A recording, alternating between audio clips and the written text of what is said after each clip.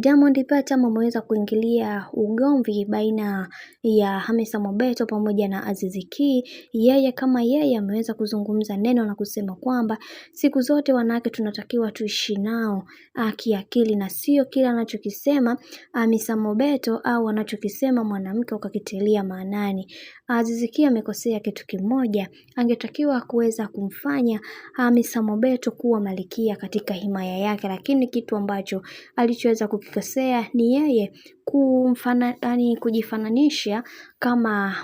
kumfananisha Hamisa Mobeto kama mwanaume. Pia mwanamke anatakiwa kuweza kupewa misingi madhubuti ya yeye kuwa na mipaka yake, kwa sababu ukimuacha aendelee kukaa kimya kadri siku zinavyozidi kwenda, na wewe utakujikuta unaingia matatizoni, kwa sababu kuna mambo mengi yamekuwa yakitokea katika maisha na wengi wao wanatamani kuweza kuona kila kitu kinakuwa katika misingi na mikakati iliyo bora, na wengi wao wakasema kwamba kwa haya na ambayo yanayoendelea sasa yatupaswa kuweza kuwa makini, kwa sababu kuna mambo mengi yamekuwa yakitokea katika maisha ya hawa watu. Wengi wao wakasema kwamba tunaamini Mungu mwema na kila kitu kitakwenda kuwa sawa, na pia tumeweza kuona wengi wao walizungumza mengi na kusema kwamba kwa hiki ambacho kinachoendelea sasa yatupaswa kuweza kuhakikisha kila kitu kinakuwa katika misingi na mikakati iliyo bora, kwa sababu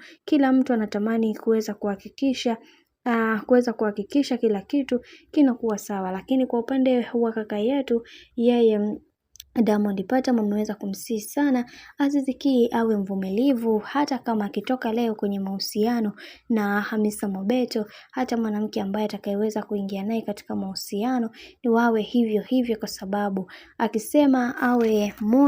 awe msimamizi wa kila kitu katika maisha yake atafeli, kwa sababu wanawake wanahitaji pia hekima, muda na kuzungumza nao kwa kina zaidi. Lakini ukitumia nguvu kubwa kuweza kumfanya mwanamke akuelewe zaidi, utajikuta unaingia katika matatizo ambayo hukuyategemea katika maisha yako yote. Mwanamke anatakiwa kuweza kubembelezwa na sio kukalipiwa, na sio kupewa lawama ambazo hazistahili. Bwana, hayo ndio mambo ambayo yanayoendelea, na hicho ndicho ambacho alichoweza kukiongea Diamond Platnumz kuhusiana na hiki ambacho kinachoendelea sasa, na wengi wao wakasema kwamba Diamond hapa ameongea kitu kikubwa sana, kwa sababu kuna mambo mengi ambayo yamekuwa yakitokea katika maisha, na wengi wao wanatamani kuweza kuhakikisha kila kitu kinakuwa katika misingi na mikakati iliyo bora, na kila mtu anaamini katika kila hatua ya maisha ambayo wanayopitia kuna mwenza wao lazima awe juu na mwingine iwe chini.